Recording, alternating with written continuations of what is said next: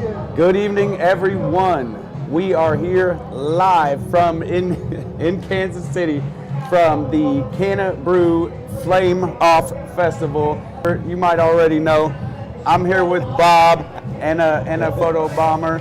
So Bob is one of the judges in the glass blowing competition, which I must say, if you guys want to see a badass glass blowing competition, you got to come down here either this evening, definitely tomorrow. So Bob is one of the judges, and we were just sitting here chatting it up a little bit, and I think we were gonna we just wanted to session with you guys. I wanted to give you just a little bit of insight into the contest itself. So having one of the judges here, I just wanted to ask you, Bob, first of all, thanks for coming up and chatting with us. I really appreciate you. Thanks for having me. So I wanted to ask you, what do you think qualifies you to be a judge in a contest that's this amazing? I honestly, to be completely honest with you, I'm humbled to even be involved in something like this. I don't know what would actually qualify me. I've done a lot of different things, but because I'm so humble, like I don't look at things through the same window as everybody else, you know, as far as what everybody sees, as far as me out there in the community and the different things that we've done and brought to the table. There's so many amazing artists out there right now. To compare yourself to like people you've been watching forever, you know, kind of like, hey, your heroes in glassblowing or whatever, is, I don't know, just something you don't really do. You know what I mean? So this right here, I don't even think I am worthy. You know what I mean? So really? It's cool to... Good answer. It's good to sit amongst these other judges and be humble and be able to actually do something that we never do. Like, we always are the ones demoing. We're always the one out there doing what they do right now, or we're running our booth, or we're involved in a way to where we can't actually walk around and appreciate what everyone else gets to see from us all the time. Right.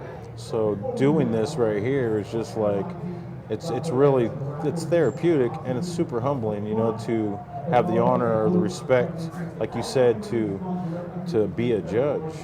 So what's the name of your company?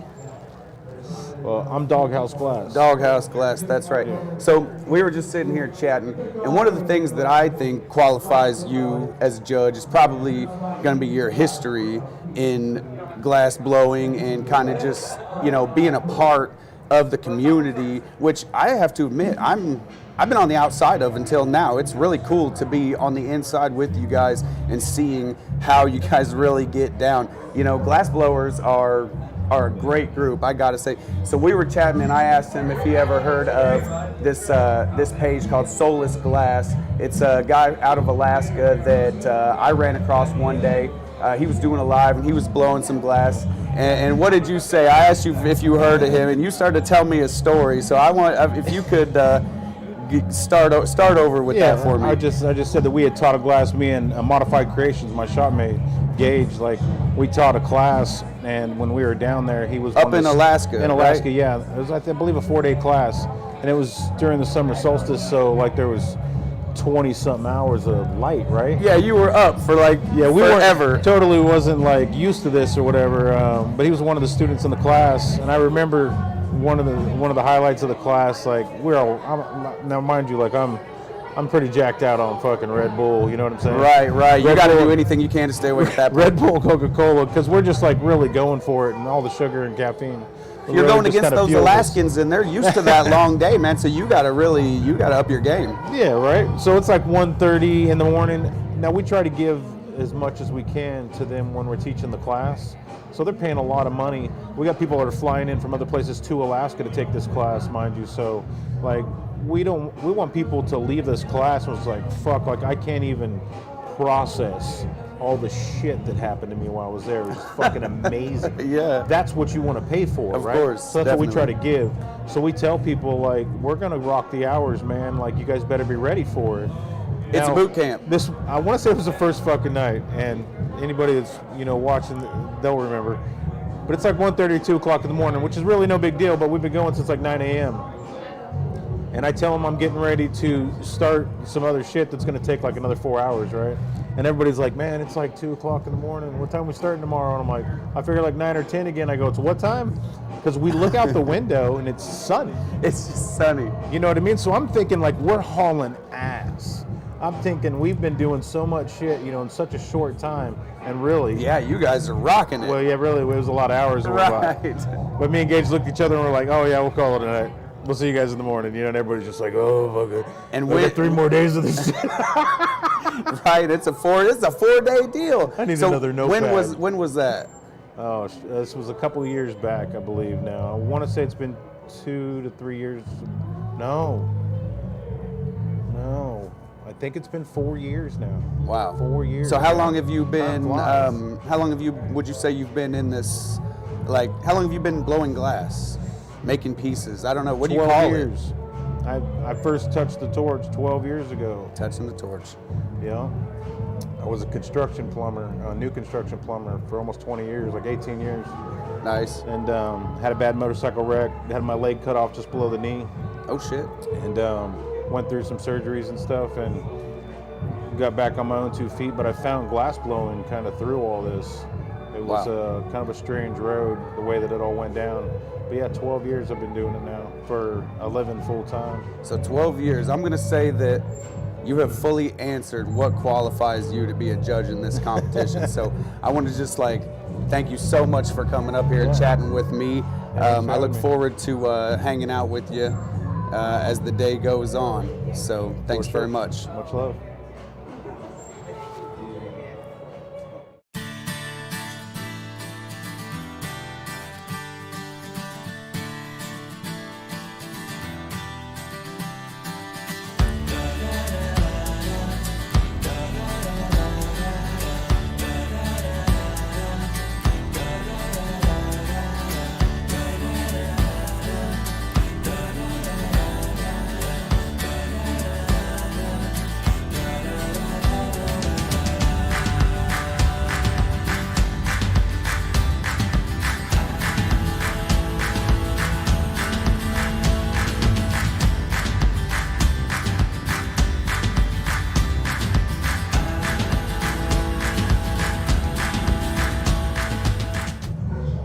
And that was a very quick change. And I am back here with Gina. Gina, it is very nice of you to come up and chat with us tonight. And you are one of the judges in the competition, correct? Correct, yep. All right, so what I'm asking the judges is, because I'm just trying to give everybody just a little bit of insight into this world a little bit, what qualifies you to be a judge in this competition? I've been working with glass and in the pipe industry for 15 years now. And I've worked with tons of artists and collaborated, and I honestly haven't competed, but I've definitely worked in outdoor conditions and Nice. Had some restrictions and things that I had to handle while I was working in the outdoors or in a public setting. So Yeah. Yeah. So you spent 15 years doing this. That is really cool. That is a long time to do anything. Where did you get your start? I started in Austin, Texas, and honestly, So is that where you're from originally? yes. Okay. And honestly, I was just looking for something other than, I was like waiting tables and catering and whatever, and I just needed something else. But I get bored easily with work, so I need busy work, and I found an ad on Craigslist. Nice. Oh, Craigslist, I'm telling you what. And I learned A how lot to of business gets done on Craigslist. That's right. And so, 15 years ago, I was just looking for anything, side gigs, anything to just kind of spark my fancy, I guess, and stumbled into pipes. And I knew what lamp working was. That's how it was, advertised on Craigslist. And I just, answered that ad. Lamp working, and that's the torch that you're working off of. Okay, So gotcha. It's called a lamp. And, You have to explain it to me like I'm a 5-year-old, because I don't know any well, of this in the lingo. newspaper in a non-legal state, it's kind of one of those things where it's okay, yeah, you're gonna be. I'm looking for lamp workers. I need a lamp worker. Yeah, That's really and cool. so Because lamp, that's, yeah. Honestly, one of the other people, a friend of mine that she answered to the ad, she literally thought she was going to be Yeah, I'm making here lamps. to make the lamps. She thought that. Where's the, you need me to work on some lamps? Yeah, come on over here. We're going to totally. show you how to do this. She definitely thought that, and so but yeah, I ended up, answering that ad, and I learned how to turn a torch on. So that's cool. So make you a started pipe. in a place where this was not even legal. Oh, yeah. Oh, yeah. man, It that still isn't legal. No kidding. Yeah, I mean, it is on a small level To where medicinally. gotcha. So- Oh, in Texas, you Yeah, mean? in Texas. Yes, right. So it's like there's a few ways on a medicinal level, but really it's not. Texas gave us Patrick Mahomes, but they're really kind of, they might be a little bit behind in Yeah. some of the other stuff, Oh, yeah. Definitely. Just a little bit. Well, very cool. And your name is Gina, right? Did I Yes. say that? Yeah. I just wanted to let Yep. everybody know this is Gina. Gina, thank you so much for coming up here and chatting with me. Yeah. Do you have anything else you want to tell everybody? Anything about yourself? Definitely look into borosilicate, pipe making, glass, glass art. It's amazing. So you want to expand the glass community here, right? Yeah, if you I mean- if you wanted to tell anybody something, it's check out glass blowing and Yeah. and lamp making. Borosilicate, lamp working. Borosilicate? Yeah, borosilicate is the type of glass that we work with. It's Okay. hard glass. So it's like, but there's pendants and drinking glasses and pipes, and there's all sorts of things that are out there that are being made with it. So even if you're not into pipes, it's still like, there's Right. something for everybody. Yeah, you don't have to in just glass. make weed smoking stuff. Yeah, exactly. But why not? I mean, right. That's just Right? like 80-90% of it, no big deal. Yeah, So, exactly. All right, well, thank you Yeah. very much Yeah, for thanks chatting for with us. I having look me. forward Yeah. to seeing you out there. Yeah, thank you so Yep. much. All right.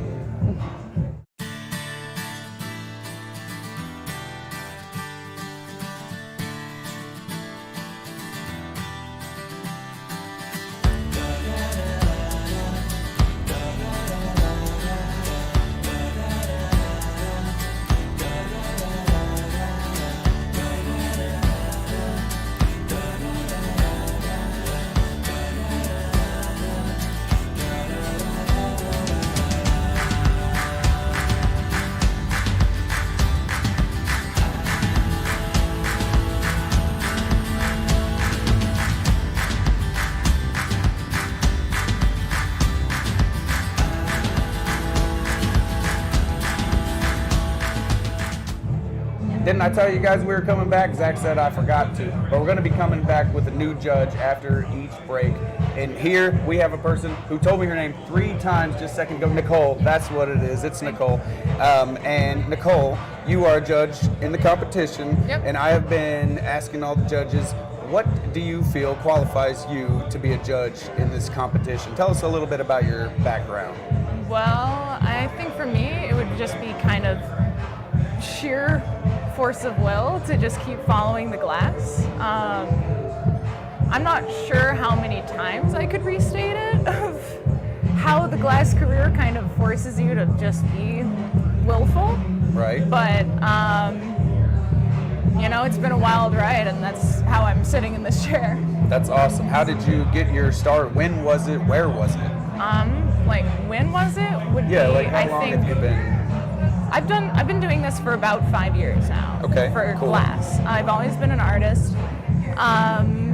When did I start? I think it was 2017. But it was shaky in the beginning. I got my start with a guy named Javier from OTG Glass, and he let me kind of sit back and just watch him and mimic him. I didn't want to take too much of his time. I didn't want to ask too many Right, so you were just like questions. apprenticing? So, I was more of a fly on the wall. More Okay. of a fly on the wall. Not really doing anything but trying to provide value while picking up skills. And eventually, when I couldn't afford to do the drive, I was like, I need to do something somewhere. So I found a really nice guy who owned a soft glass gallery who inspired me at a younger age to kind of look at glass as like an art that inspired me. And his name is James Stone from Stone and Glass in Escondido. Nice. And he's super nice. He's super supportive, and he always wants people to have a place to land.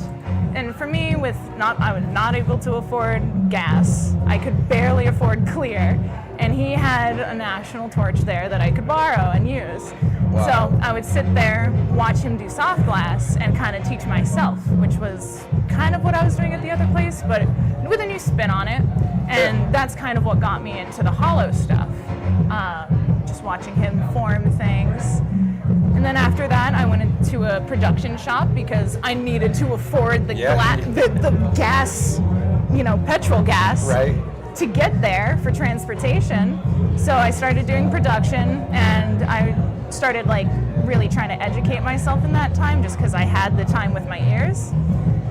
And after that, I've been kind of on the road traveling, trying to figure out my own place in the industry. I'm focusing on birds right now because everyone kind of relates to them in some way or form. I like birds. And for me, it's kind of their expressions. It's when, you get them to look back and you're like, oh, that little bird sees me. It's like, oh, hi, I can see you too. Right. And so it's kind of just the evolution of trying to get that recognition in objects. Right, very cool. So how many pieces would you say you've made? Can you guesstimate? No, it's probably a lot. I can at this point. It's hours equals powers. So can I even guess?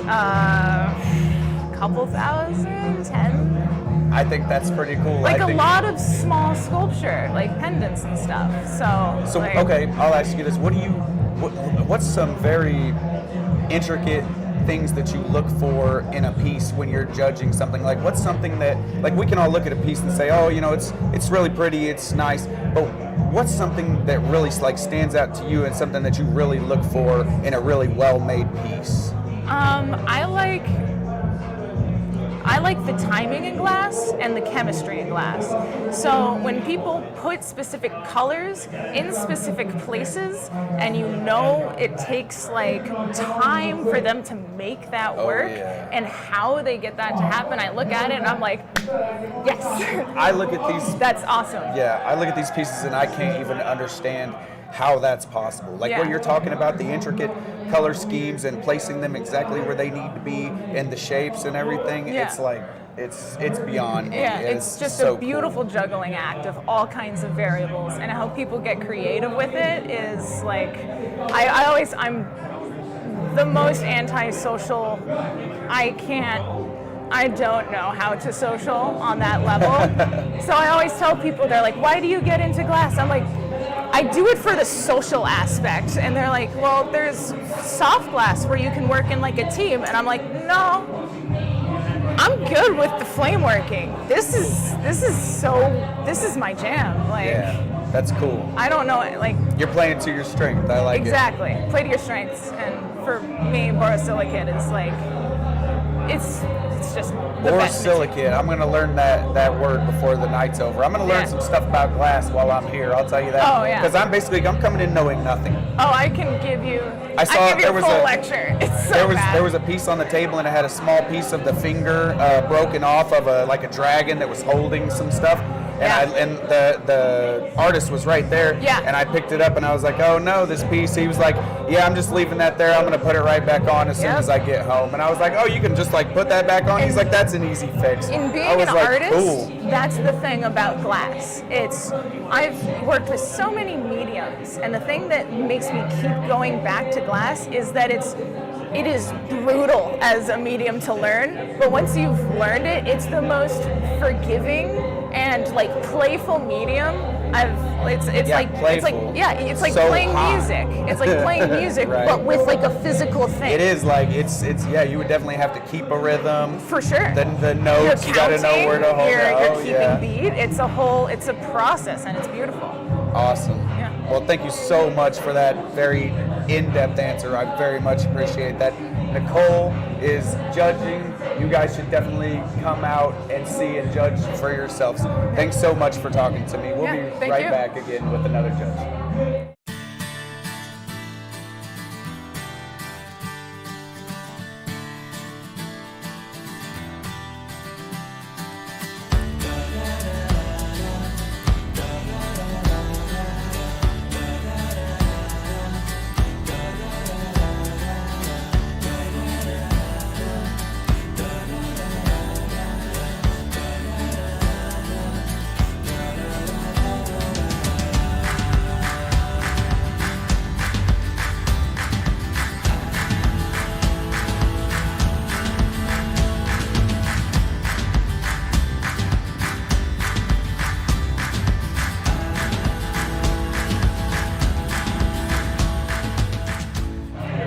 Oh, we are back again, and I am now here with John.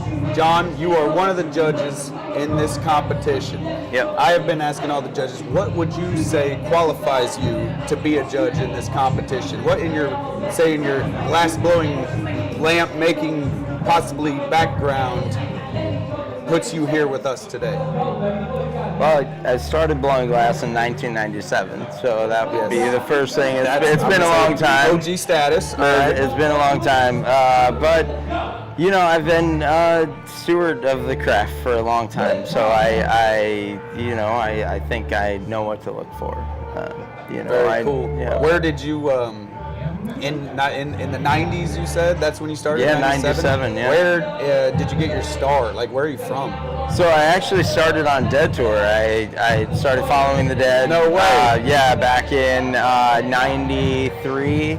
I started selling glass on tour in '94 and '95, and then Jerry died.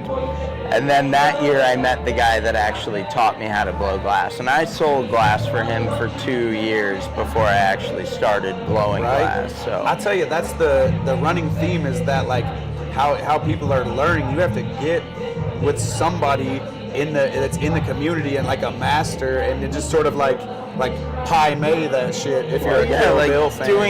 doing your homework kind of before you start just jumping in, right? Like understanding the community a little bit, understanding the craft a little bit before you just jump in. I think it was a huge benefit to me for sure. Yeah, I think that you could screw that up pretty easily, you know, if you just kind of like say you didn't respect the career, you know what I mean? I'll bet that the guy who taught you, he probably had all sorts of like preferences, and like, how would you say he was like? No, he was really good at what he did, for sure. Russ is his name actually. Yeah. What's his name? Russ. Cool. Yeah. I think it's Rosenbear. Rosenbear09 or something on IG. Rosenbear09. Yeah,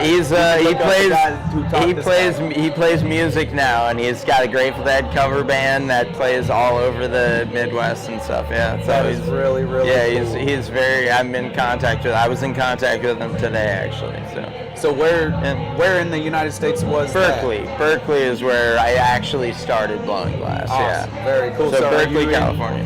Did you travel into here? Yeah. So I was in. I started blowing glass in the Bay Area, but for this show, yeah, I still live in the Bay Area. I just recently moved up to the Tahoe National Forest, so I live in the woods now. Oh my gosh, you're living the dream out there, huh?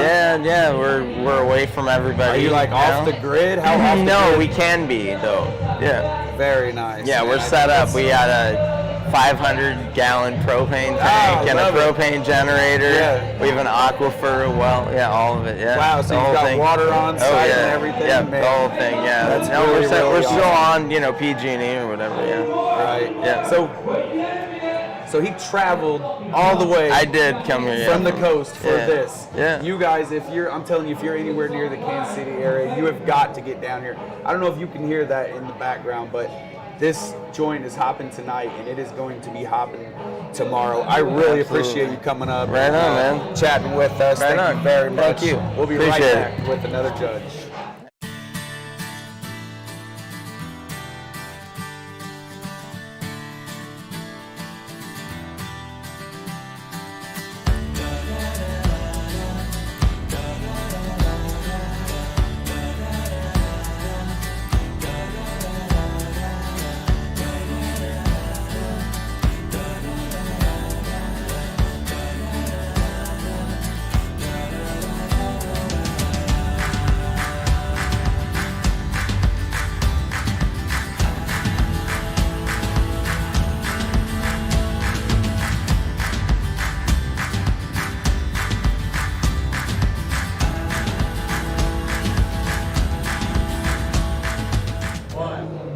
All right, everybody, we are back with our last, but certainly not least, judge, and his name is Gage, and you can tell by his ears, obviously, that is his name.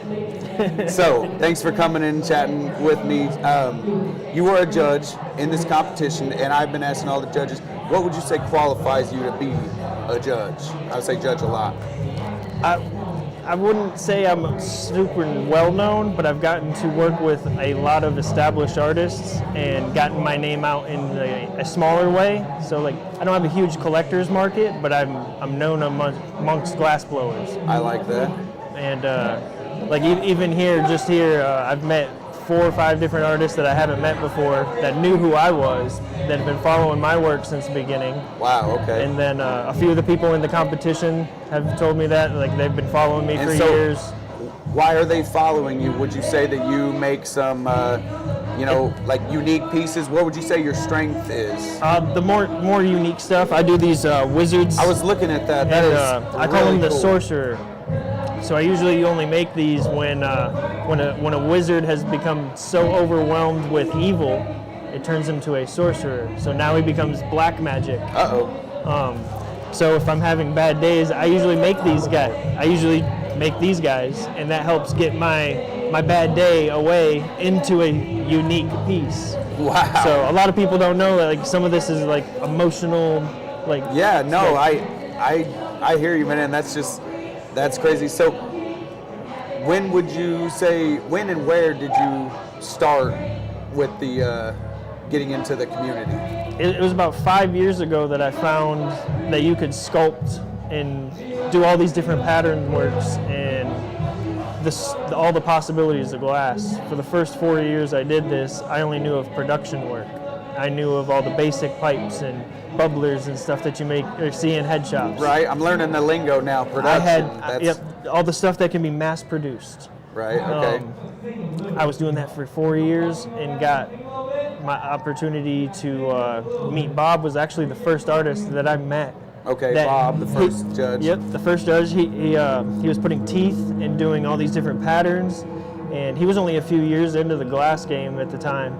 But seeing like, holy crap, you could sculpt this stuff? Like, I didn't know we could do that. I'm like, okay, saying, it doesn't like, make any sense to me because I know nothing. After I met him, for the next 2 years, I was stuck in a garage just sculpting glass. I'm trying to contort it, make all these patterns, seeing what I could do. And slowly, like, I'd get other artists' attention, and they'd be like, hey, like, we should work together, let's do something. And that would give me an opportunity to go work with another artist, and then another artist. And I've been able to travel the whole country now, just going to work with other artists. Where are you from? Did you travel here? Yes. So right now I'm based in like central Illinois. I'm originally from upstate New York, but I moved to Illinois from Mobile, Alabama. Okay. I've lived out where Bob did in Modesto, California, and so I've kind of bounced around the map quite a bit. And you make custom pieces? Yeah, I just do glass art for a living. So, I mean, tell everybody how they can find you. Well, at Modified Creations Glass on Instagram, at Role Model Glass on Instagram is Doghouses and my collaboration team. So for the last 3 years, that's all we've done is collaboration work. So now for this coming year, we're actually going to be touring the country and hitting shops all over the country and doing demos, doing all the events like this. I'm saying living the life, man. So, this event is so cool. Yeah, This is a hit. We love you guys getting have to out. get down. We love getting out and putting the glass in people's hands instead of just seeing pictures and being like, "Oh, that's cool" on somebody's website. Like, you get to physically hold the pieces and see these sculptures and all the details that go into it. And a picture does no justice. Oh, I think we have a we have a piece here that tell us about this. This is one of the full-size sorcerers that Doghouse and I do, and this one just happens to be a 3-way collab. How bad of a day do you have to make one of these? Well, these now, it used to be something when I was making them by myself. It used to be for bad days, but now I enjoy the process of making these. And these, even if I'm having a bad day, it's just really it's nice. against my better judgment, but I have to hold it. This is super amazing. I don't know if you guys can see that. Milli as leaf well as pattern you work. should. Oh my gosh, the everything is honeycomb so sleeves. intricate. Absolutely. The I mean, horns. just the very intricate finger work and the fingernail. Yeah, just say there's the, an actual the crease of the finger, fingernail. there's the vein work of it, the little creases of the hand. How does that happen? How can a crease like that? Because that's not like, you're not blowing that. How are you doing that? So I start with rods of glass that are about 7 millimeter in diameter, and I'll gather a bunch of it down, flatten a patty, and then I'll pull some strings of that color to be able to do the vein work and stuff like that. And then I'll melt all that in, and then it's adding the fingers and sculpting all those out. It takes me roughly 20 minutes just to sculpt the one hand. The faces alone are about an hour. You know what? That's really We impressive. got rubber band to hold the down stems in. Yes, any safety precaution is good with me. I think my time is up with it. I have to give them up whenever it's time. Otherwise, if the time is up, they just Yeah, it's all good. like Cinderella. These are my favorite thing to make, though. Yeah, well, that is very neat. I'm really happy that you brought that over to show us. If you want to see pieces like this, and I'm going to say thousands of more pieces like this, very, very cool stuff, pieces being made right now as we speak, get down here.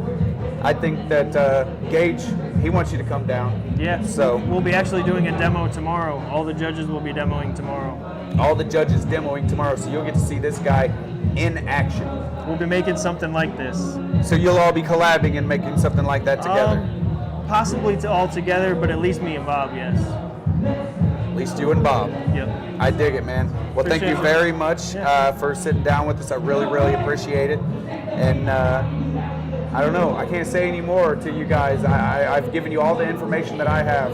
If I were you, I would come down 11 to 11 tomorrow. That's like 12 hours. There's no excuse not to come down. And it is $0 to walk through that door. So come down, hang with us, Free, smoke with come us. See us.